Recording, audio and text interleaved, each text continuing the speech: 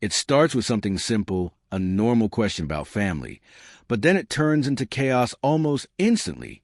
He's trying to describe a sweet moment with his daughter, welcoming her to New York for the first time. And right as he sets the scene, two cars crash outside.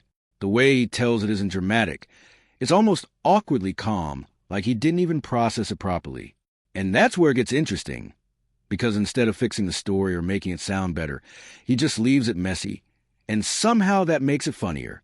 Family to New York with you? I did. I brought my family. Yeah. My youngest daughter is a year and a half, and it was her first time in New York. And I brought her to the window in the morning, and I said, sweetheart, welcome to New York.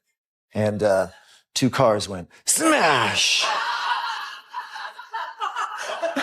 But then he's put in situations that should be easy, and that's when things really start to unravel. Something as basic as trying snacks turns into a full investigation. He starts questioning everything, like there's some hidden logic he's supposed to figure out. It's not a joke. He's genuinely trying to understand, and that confusion is what makes it work. But here's the part people don't expect. His personality gets even stranger when the topic shifts to fear. Where's the tea? No hair right now. This is not a controlled experiment. How can I make... Is it supposed to go with tea? Is that part of its charm? I mean, it seems like it's pretty vital. Oh, I'm liking that part of it. This is fun.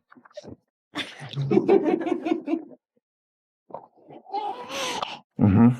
Yeah. You can destroy it. Yeah. And then enjoy it.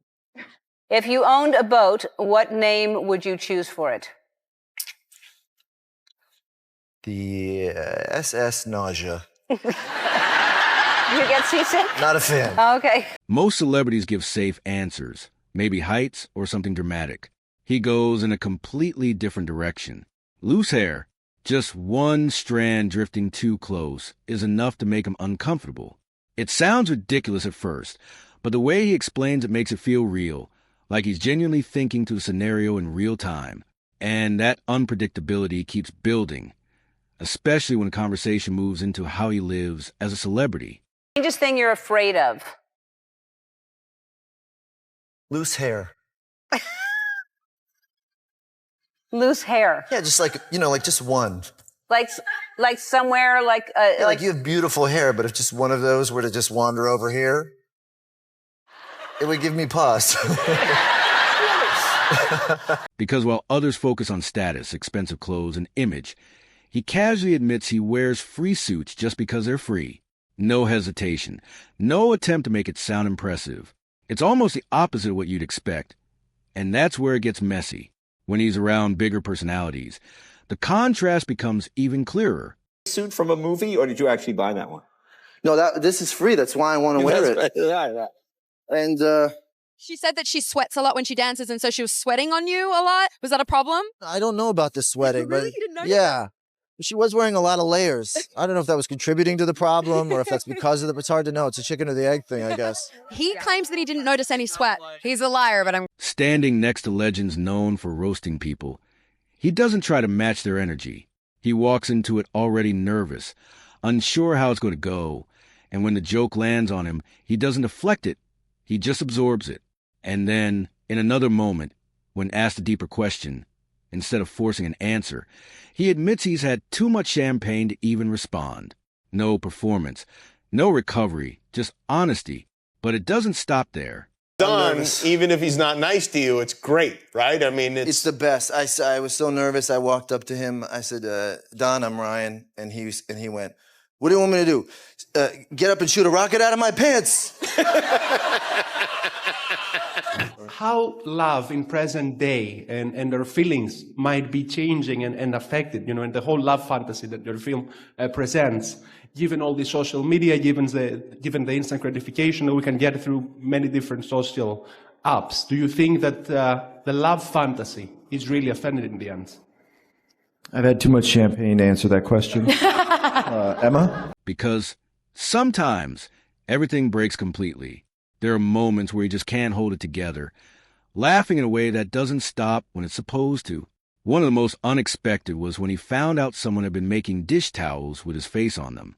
It wasn't planned, it wasn't staged, he just couldn't process it, and the reaction spiraled. And somehow, those are the clips people remember the most. Really was hilarious. You were laughing through a lot of the show. You know, I have this weird disorder where when I find something funny, I laugh. You laugh at it. Then you see a different side when the conversation shifts to his life at home. His kids genuinely believe he's an astronaut after seeing him in a spacesuit, and instead of correcting them, he leans into it. There's something oddly genuine about that, like he's more interested in keeping the moment alive than explaining reality. But even when he tries to be serious, things don't go the way you'd expect. What? There's a lady in New Zealand that makes dish towels with your face on them. And I'm going to show you one because I want you to know it exists. 3 Ryan Goslings on a dish towel. Would you wash dishes with your own face?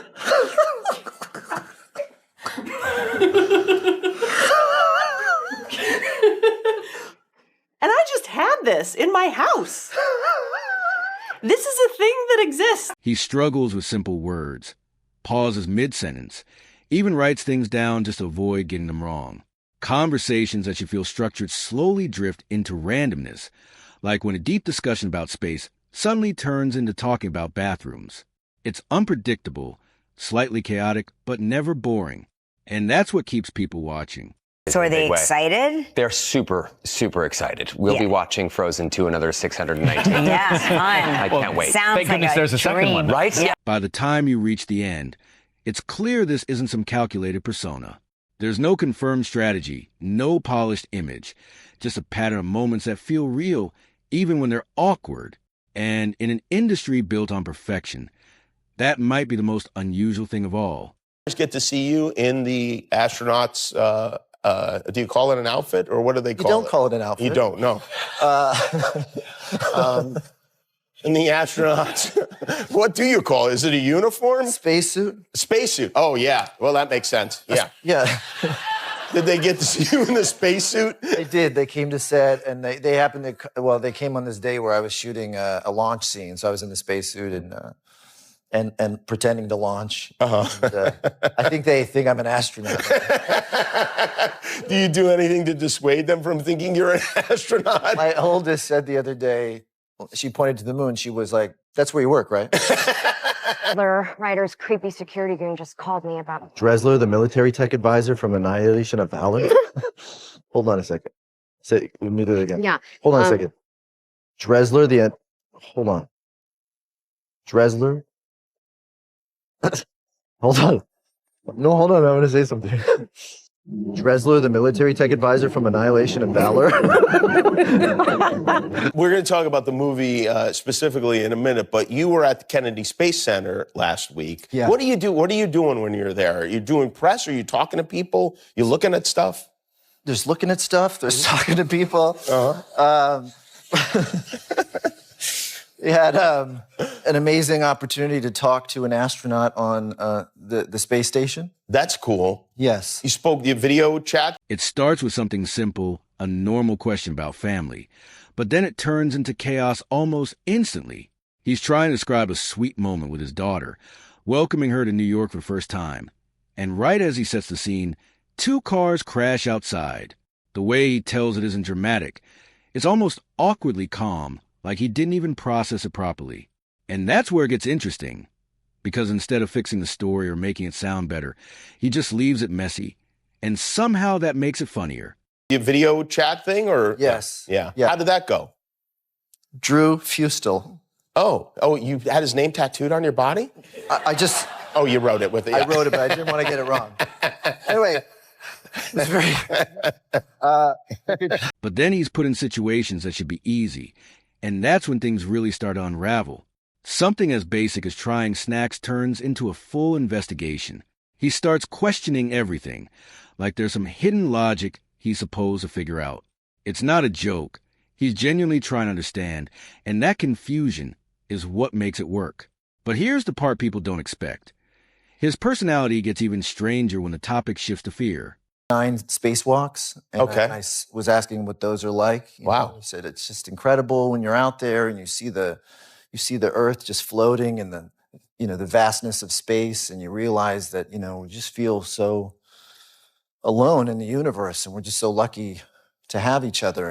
And then he stopped himself. He was like, anyway, enough about that. Here's the bathroom. Most celebrities give safe answers, maybe heights or something dramatic. He goes in a completely different direction. Loose hair, just one strand drifting too close, is enough to make him uncomfortable. It sounds ridiculous at first, but the way he explains it makes it feel real, like he's genuinely thinking through the scenario in real time. And that unpredictability keeps building, especially when the conversation moves into how he lives as a celebrity.